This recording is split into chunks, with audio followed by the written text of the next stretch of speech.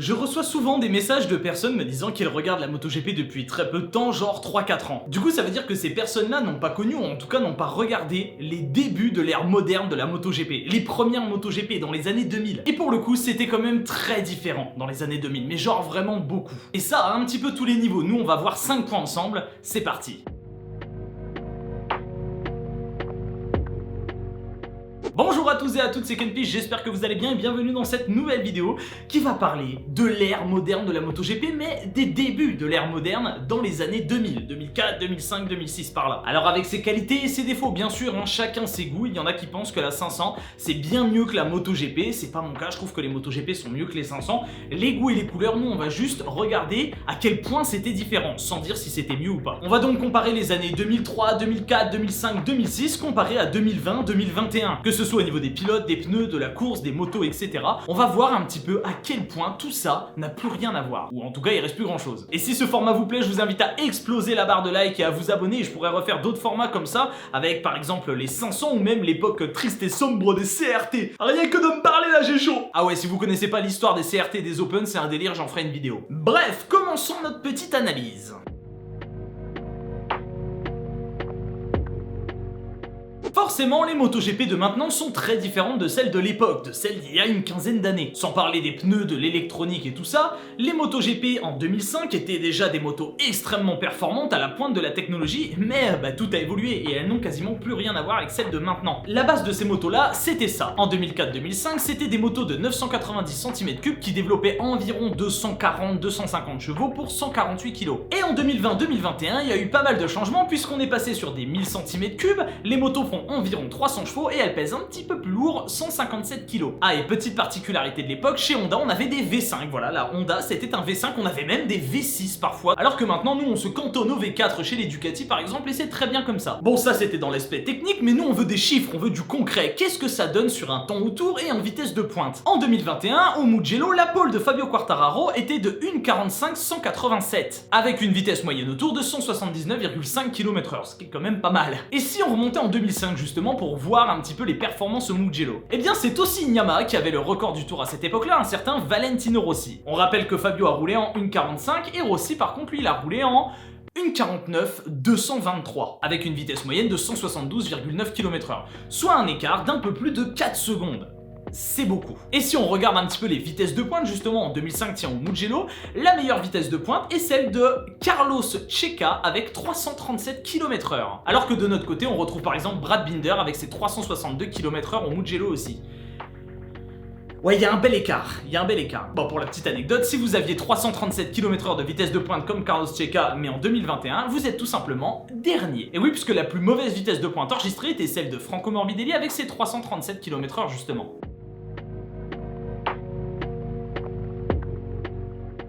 Ah, les pneus. Voilà aussi quelque chose qui a pas mal évolué en 15-20 ans. Sans parler de leur carcasse et leur fabrication, les pneus ont quand même énormément changé. Ils tiennent plus longtemps, ont plus de grippe, s'usent moins vite et d'une moins mauvaise façon, on va dire. C'est-à-dire qu'ils se détériorent pas n'importe comment en arrachant des bouts de gomme à la main. Et surtout, ils sont performants dans quasiment toute situation. Et pour couronner le tout, à l'heure actuelle, nous n'avons qu'un seul fournisseur de pneus, c'est Michelin. Eh bien sachez qu'en 2005, il y avait 3 fournisseurs différents, Michelin, Bridgestone et Dunlop. Et là je pense que vous avez compris où je veux en venir, s'il y avait plusieurs fournisseurs de pneus, ça veut dire que les courses étaient basées sur d'énormes stratégies pneumatiques. Eh bah ouais, parce que les pneus étaient tous différents et ne fonctionnaient pas du tout de la même façon. C'est-à-dire que sur un circuit, on pouvait avoir des Michelin extrêmement performants, alors que les Bridgestone ne marchaient tout simplement pas et les Dunlop un petit peu de temps en temps. Ou vice versa d'ailleurs. Le fait qu'il y ait plusieurs choix de pneus différents, en tout cas en marque, ça offrait quand même des courses plutôt bizarres. Bah ouais, parce que d'une moto à une autre, les écarts pouvaient être totalement faussés juste à cause des pneus et pas simplement à cause du pilote ou de la performance moteur. Du coup, ce sont d'immenses stratégies qui se mettaient en place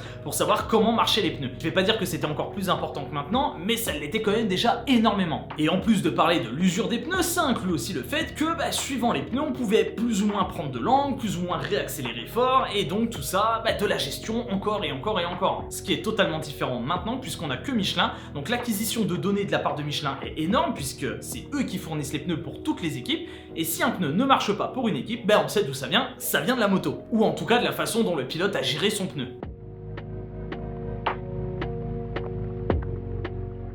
Après avoir parlé des performances de la moto et des pneus, on va parler d'autre chose qui pour moi a énormément changé, la course et les écarts en course. Alors j'aurais pu aussi faire une partie sur les freins, mais pour moi, ça n'a pas énormément changé les freins. À savoir que Brembo équipe toujours la MotoGP, les premiers freins carbone sont arrivés en 2000 et il y a eu une évolution majeure en 2014. Alors que si à l'époque on n'avait pas de freins carbone et qu'on en a maintenant, là ça aurait été intéressant d'en parler pour expliquer le pourquoi du comment. Mais il y avait déjà des freins carbone à l'époque, ils étaient simplement moins performants. Bref, conclusion, on freine plus fort et plus tard maintenant. Revenons à nos écarts de course. Alors si vous voulez faire un petit jeu dans votre coin ou entre amis, on sait jamais, vous allez sur motogp.com, catégorie résultats, et vous essayez de comparer les écarts en course dans les années 2000 à maintenant. Ah, vous allez voir que l'expression « il y a un fossé », elle est vraiment justifiée. Si vous regardez la MotoGP depuis pas très longtemps, vous avez sans doute remarqué qu'aucun pilote ne se fait prendre un tour en course. Si jamais le pilote ne tombe pas, il fait sa course normalement, eh bien il ne prend pas un tour en course, il ne se fait pas prendre un tour par les leaders. Eh ben à l'époque, c'était très différent ça, parce que se faire prendre un tour en course, c'était pas rare, genre vraiment pas même. Il y avait même des courses où plus de la moitié du plateau se faisait prendre un tour. Prenons l'exemple du Grand Prix du Qatar en 2020 une nouvelle fois. Si l'on prend Lorenzo Savadori qui a fini dernier de ce Grand Prix, il était à 38 secondes du leader à la fin de ce GP. Mais on va pas prendre Lorenzo Savadori justement parce que c'est un pilote qui manque beaucoup d'expérience, il est arrivé un petit peu en catastrophe, donc on va prendre l'avant-dernier, Danilo Petrucci. Lui il a de l'expérience. Danilo Petrucci a fini à 16 secondes du leader au Grand Prix du Qatar. Mais alors, qu'est-ce qui se passe en 2004-2005 ? Eh bien en 2004, au Qatar, si vous finissiez avec 16 secondes, vous n'étiez pas avant-dernier, mais 3ème de la course. Je vous jure qu'il n'y a aucune vanne. 3ème de la course avec 16 secondes. Et là, vous vous dites sûrement, attends, quelle biche, si lui, il finit à 16 secondes et que ça le met 3ème, le dernier, il est à combien? Vous voyez ce que ça fait une minute? Eh ben, vous pouvez la doubler. Le dernier était quasiment à 2 minutes de retard, 1 minute 54 pour être précis. Et là, attention, je vous ai pris une course où les pilotes ne se font pas prendre un tour. Donc imaginez. Et oui, maintenant, les écarts en MotoGP sont vraiment infimes. Toute la course se tient en à peine 15 secondes, c'est totalement dingue. Alors qu'à l'époque, si t'étais 3, 4ème, voire 5ème, et que t'étais à 30 secondes, bah c'était pas bizarre, c'était normal. Et encore, je vous ai pas pris une course sous la pluie où le 3ème, 4ème est déjà à 1 minute. Petit exemple, Jerez, victoire de CT Gibernau, Valentino Rossi 4ème à 58 secondes de retard. Mais alors, comment ça s'explique tout ça? Eh bien, ça s'explique par tout ce que j'ai dit avant dans la vidéo. Les motos ont énormément changé, elles sont de plus en plus puissantes, de plus en plus rapides, les pneus sont de plus en plus performants, mais il y a autre chose aussi qui joue énormément, le pilote.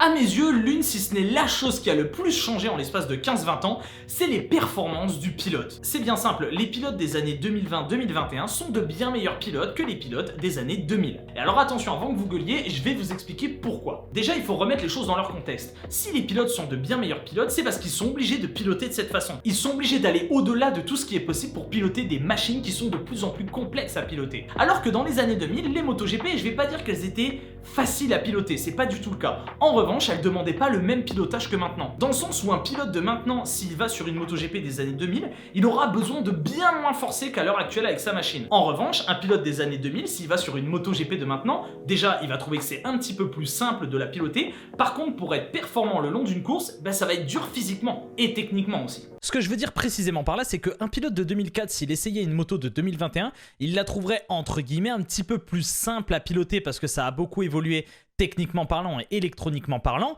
En revanche, il serait sûrement extrêmement fatigué avant la fin de la course et donc il n'arriverait pas à la faire totalement. Par contre, un pilote de 2021 qui essaye une moto de 2004, il trouverait peut-être le pilotage plus délicat, plus dur parce qu'il y a moins d'électronique, mais il serait un petit peu moins usé, fatigué par la moto parce qu'elle est moins puissante aussi. Mais rassurez-vous, les pilotes au début des années 2000 étaient quand même de grands sportifs, il n'y a rien à dire là-dessus. Par contre, si eux c'était des grands sportifs, les pilotes de maintenant sont tout simplement de très grands sportifs, des athlètes. Valentino Rossi le disait dernièrement en interview, il a vu que de plus en plus jeunes maintenant les pilotes s'entraînaient, devenaient des athlètes. Maintenant à 12-13 ans tu dois savoir faire plein de sports différents et tu dois vivre pour le sport. Tu as des coachs pour l'alimentation, des coachs pour le sport, des coachs pour le mental, etc. Tu es entouré comme un athlète de Jeux Olympiques alors que tu n'as que 12-13 ans. Pourquoi? Parce qu'on veut former les pilotes au meilleur niveau dès le plus jeune âge. En 2004 par exemple, ce n'était pas rare de trouver des pilotes qui faisaient pas mal de sport et d'autres qui en faisaient beaucoup moins et pourtant ils étaient en MotoGP. Je vais pas dire qu'ils ne faisaient pas de sport, mais ils en faisaient tellement moins que maintenant. Ce qui veut dire qu'un pilote MotoGP de 2004, si tu le mets en 2020, il n'aura absolument pas la condition physique de piloter ces machines-là. Pourquoi? Parce que tout a évolué et c'est la même dans beaucoup de sports, que ce soit le football, l'athlétisme, etc. On a besoin d'être de plus en plus affûté physiquement parce que l'époque évolue, les machines évoluent et le sport évolue. J'en ai déjà parlé plusieurs fois brièvement dans des vidéos, mais l'électronique est vraiment une chose qui a révolutionné la MotoGP. Pour beaucoup d'ailleurs, c'est ça qui a totalement changé le paysage des Grands Prix. On parle même de l'avènement de l'électronique en Grand Prix, c'est pour dire. Bon, l'électronique, ça fait plusieurs choses en MotoGP. Premièrement, ça offre beaucoup plus de sécurité qu'avant pour les pilotes. L'époque où le traction control n'était pas encore vraiment au point dans les années 2000 et où il y avait encore énormément de high side, ben ça n'existe quasi plus maintenant, voire plus du tout. Bien sûr, à notre époque, on a encore des high side, mais si on a ce genre de chute, c'est tout simplement parce que le pilote essaye d'aller au-delà de l'électronique, au-delà des possibilités. Et donc, parfois, c'est la chute. Deuxièmement, l'électronique a grandement aidé au développement des machines. Si les courses sont de plus en plus serrées comme ça, comme on l'a dit plus tôt dans la vidéo, c'est aussi grâce à l'électronique qu'a vraiment renivelé tout ça. Et les motos ont atteint des performances jusqu'alors inégalées. Elles sont de plus en plus rapides en ligne droite, elles prennent de plus en plus d'angles, elles réaccélèrent de plus en plus fort. Tout ça grâce à l'électronique. Mais dans les années 2000, c'était pas tant développé que ça l'électronique. Le traction control était déjà là depuis un moment, mais il était quand même pas vraiment au point. L'anti-wheeling, il marchait plus ou moins quand il avait envie. Et les hot shot device, il y en avait pas. Ça explique aussi beaucoup l'écart entre les anciennes MotoGP et les MotoGP de maintenant. 4 secondes par exemple au Mugello, ça vient aussi de là. En fait, les motos des années 2000, c'était vraiment la transition entre les 500 et nos MotoGP à nous. On arrivait avec de tout nouveaux prototypes, pas loin de 1000 cm3 comme on connaît maintenant, mais avec encore pas mal de choses qui venaient de la 500, c'est-à-dire beaucoup de gestion au pilotage, au filet de gaz et peu d'électronique, sans compter les styles de pilotage et la technique qui n'était pas encore au point comme elle l'est maintenant. Alors attention, encore une fois, je dis pas que les pilotes dans les années 2000 étaient moins bons ou meilleurs que nos pilotes maintenant, j'insiste encore une fois sur une chose, c'était différent et les motos se pilotaient différemment. En fait, si vous n'aviez pas besoin de vous user physiquement pour finir une course dans les années 2000, pourquoi le faire dans ce cas-là? Valentino Rossi n'était jamais marqué, complètement épuisé à la fin de ses courses. Ça arrivait bien sûr, mais beaucoup moins que ça arrive maintenant avec d'autres pilotes beaucoup plus jeunes. Et ça offrait quand même du spectacle malgré tout avec les énormes glisses et le contrôle de la moto. On avait de l'électronique mais beaucoup moins et c'est là qu'on rentre dans le débat éternel de est-ce que l'électronique a aidé ou tué la MotoGP. Voilà, beaucoup de choses étaient différentes dans les années 2000. Les 500 venaient de disparaître et on laissait place à la MotoGP. Et pour la petite anecdote, on avait même des courses où les 500 et les MotoGP se bataillaient ensemble dans la même catégorie, dans la même course. Nous avions aussi l'ère Rossi avec son archi-domination. Les Moto 3 et les Moto 2 n'existaient pas, c'était des 125 et des 250 cm3, qui faisaient d'ailleurs absolument pas le même bruit que les motos de maintenant. Kawasaki était en Grand Prix. L'Espagne ne dominait pas encore ce sport. Et Fabio Quartararo n'avait même pas encore commencé à rouler. Bref, les années 2000 en MotoGP, c'était quelque chose d'assez impressionnant. Parce que c'était le début d'une toute nouvelle ère, une ère qu'on connaît maintenant, et les prémices, ils sont là-bas. Bref, si vous connaissez pas cette époque en MotoGP, je vous invite à aller la voir. Les années 2000, c'est tout simplement exceptionnel. On avait des pilotes de fous comme Loris Capirossi, CT Gibernau, Carlos Checa ou même Nicky Hayden. Voilà, cette vidéo est terminée. J'espère qu'elle vous a plu. Je vous invite à me dire dans les commentaires ce que vous pensez des années 2000 en MotoGP. En attendant, je vous remercie beaucoup d'avoir suivi cette vidéo. Si elle vous a plu, je vous invite à la liker, la commenter et la partager. N'oubliez pas de vous abonner, de cliquer sur la petite cloche si ce n'est pas déjà fait. Quant à moi, je vous laisse. Je vous donne rendez-vous lundi prochain pour le débrief de Misano. Sauf s'il y a encore des travaux là, j'en peux plus. En attendant, merci d'avoir suivi. Prenez soin de vous et V à tous.